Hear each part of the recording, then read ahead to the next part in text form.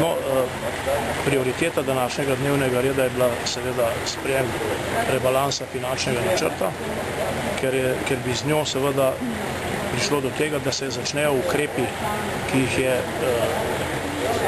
upravni odbor zavoda in zavod sam kot strokovna služba pripravil in z seveda sprejemom na skupščini začeli veljati in se tudi dejansko uresničevati. Poleg tega je seveda tudi vlada veliko prispevala k temu, da je podprla veliko naših ukrepov in sprejela še dodatne. Skratka, mi kot predstavniki upokojencev smo z tem, da je rebalans proračuna oziroma finančnega načrta sprejet, zadovoljni. Ker smo se tudi tako na tej naši koordinaciji dogovorili. Mi imamo 7 članov, pogovarjamo se seveda pred samo sejo, pa tudi na Zvezi društva upokojencev, ker imamo komisijo za zdravstvene zadeve o teh zadevah in smo podprli v celoti, tako kot je to na upravnem odboru in danes na skupščini.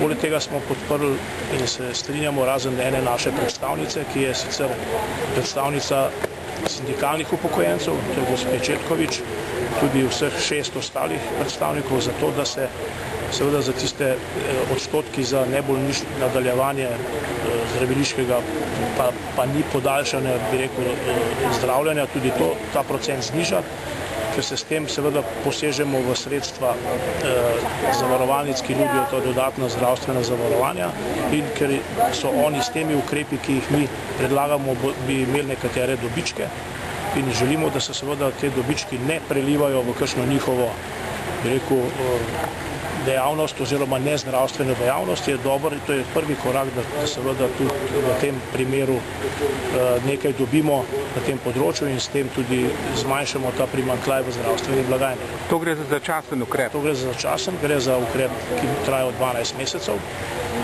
Potem, oziroma že pred iztekom teh 12 mesecev, bo upravni odbor obravnaval učinke tega, normalno, ker to je le nek nadzorni organ, ki bo obravnaval učinke in seveda zopet skupščini predlagal ali vrnitev na sedanji, se pravi predtem, na višje odstotke, ali ohranitev teh ali pa drugačne.